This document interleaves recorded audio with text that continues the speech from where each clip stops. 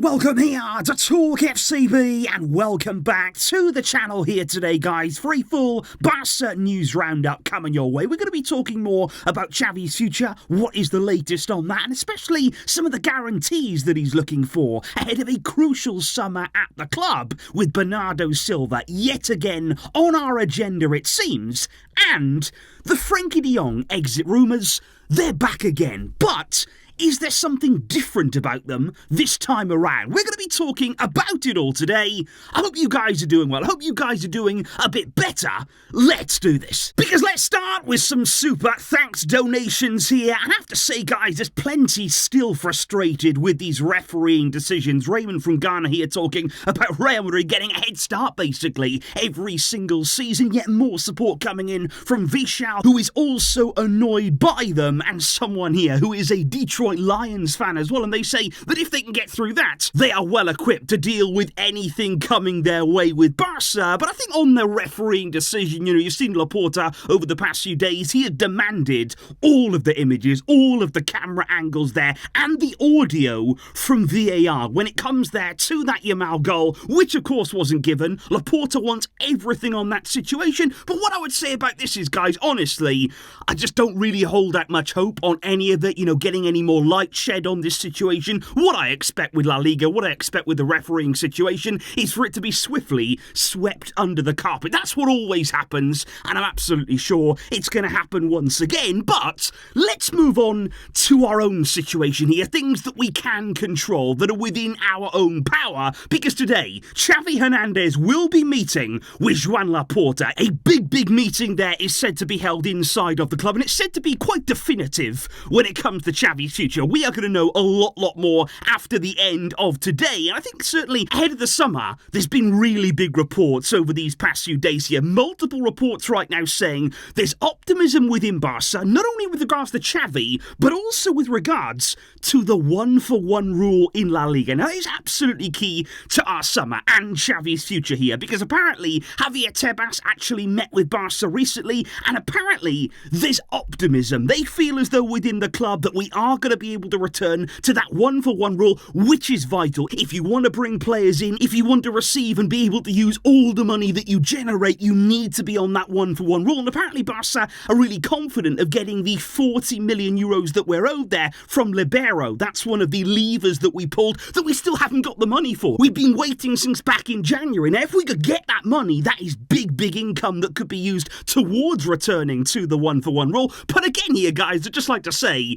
you never know with La Liga. Barça could meet with Tebas 10 times and he could say, oh, things are going well, I'm feeling good, things are looking good for you, and the next day he could turn round with a completely different answer. So let's not get too ahead of ourselves here. It looks as though there's optimism. It looks as though the club know what they're doing. Usually in these situations, they find ways through it, don't they? But right now, let's hope we're on the right track, because like I say, it is absolutely vital for the summer. Because what we're also hearing right now is that in order for Xavi to continue as the Barça coach, we know he wants certain guarantees. We know there are several different areas there that he looks at in the team, and he's saying right now, okay, if I'm going to stay, this is what I expect from you. He believes the board there need to sort of give him some assurances in order to compete at the very highest level. Xavi, if he's going to stay, wants to feel well equipped, and these apparently, and these are widespread reports here, I really do believe all of this, this is apparently what he wants. Number one, a pivot. That is key, and it's not only about Xavi. I think whatever coach was in charge next season, they need a top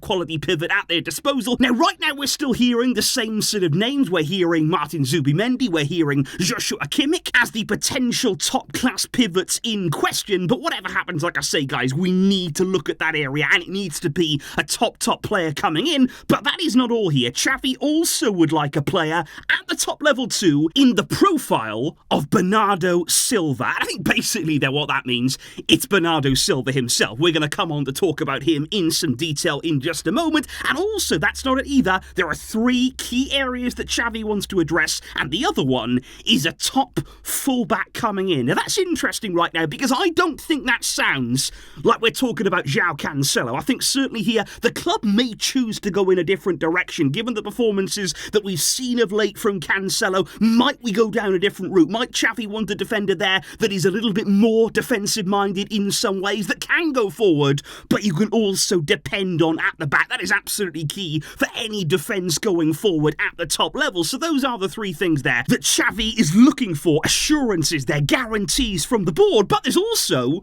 no guarantee that he'll get those. Just because the board want Xavi to stay, Laporta has been very, very vocal about that. In the media we're hearing, they're not in a rush to meet these guarantees from Xavi, and there may have to be some sort of compromise. Xavi might not be able to get everything that he's looking for, and the question will be, if he isn't, if he can't get all of those guarantees matched, will he still be keen to stay on at the club? Because let's talk about Bernardo Silva, because it's absolutely no secret to any of us that he's absolutely desperate to join Barca. He has been now for several seasons, and I don't really know whose will is stronger in this situation. Bernardo Silva's to come here to Barca, or Xavi's will to get him here. Both parties are absolutely desperate to get this move done, and as we know, Bernardo Silva, in the new contract that he signed at Man City, has a release clause of 58 million euros there. It's 50 million pounds, that release clause, 58 million euros, in order for him to leave City this summer. And what we're also hearing is that Bernardo Silva, in order to join Barca, would be more than happy to reduce his wages to make it happen. Now, 58 million,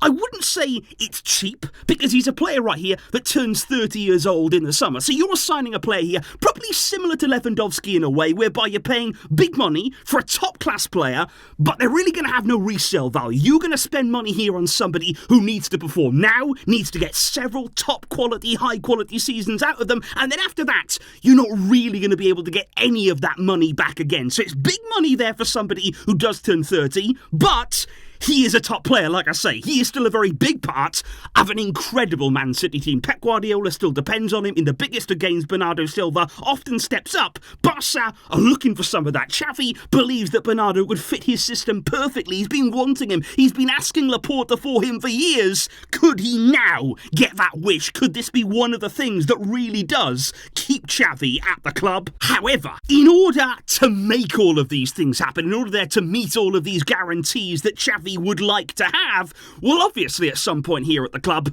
we're going to have to make some sacrifices too. You are going to have to generate somehow serious funds ahead of the summer, and it's yet another summer here, guys, where we're going to be talking about Frenkie de Jong. We're going to be talking about the potential of him leaving the club, and the rumours at this point, they are inevitable. But here's the thing right now, when you're talking about de Jong, when you're hearing in the media now that Barca may be open again to selling him this summer, they may be open to listening to offers coming in, and could this be the time where de Jong actually leaves? What I would say right now, this does feel different though. We have heard this rumour many times. We have heard several transfer windows about de Jong maybe leaving Barca, maybe wanting to sell, but from within the club, I get a different sense this time around, because I actually don't believe here that we're talking now about selling de Jong only from a financial point of view, because I think there's more to this now. I believe from inside of the club they are actively looking at players and thinking, okay, what do you offer compared there to what we could receive for you, compared there to what we pay you every week? And in terms of Frenkie de Jong, he is a high earner, we all know that. He is somebody that could generate significant funds in the transfer window, and the question that Barca are probably asking themselves is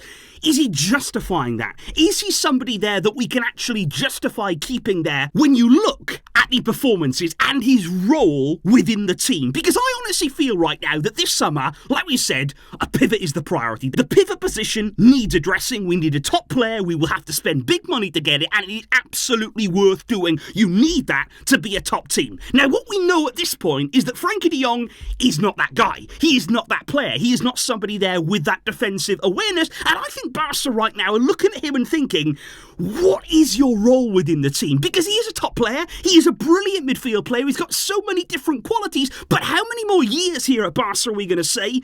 Well, how do you get the best out of him? Which coach can bring the very best out of him? What's his best position? Where does he fit in that midfield? There's so many different questions swirling around, and I think we've reached a point here at Barca whereby players need to show what they can do, they need to justify the price tags, the wages, and they need to have a clear role, a clear place in the team. And de Jong, he just doesn't really seem to fit exactly with what we're looking for. He's been somebody drifting between positions, drifting in big games at times as well, and we've come to a point here where we need proven quality, whereby you can have that ability, you can have that talent, which he does, but you deliver it in the team, you deliver it in a specific role, and we just haven't seemed to have found that role. And I'm sure that actually he could go to another team, by the way, and absolutely shine way more than we've seen at Barça. So we saw him in that Ajax team, which I don't think he's ever replicated, that performance against Real Madrid, where he ran rings around Real Madrid. I don't think he's done that in a Barça shirt. You know, you look at Classico performances there, De Jong has never really been able to show what he did at Ajax, that peak level.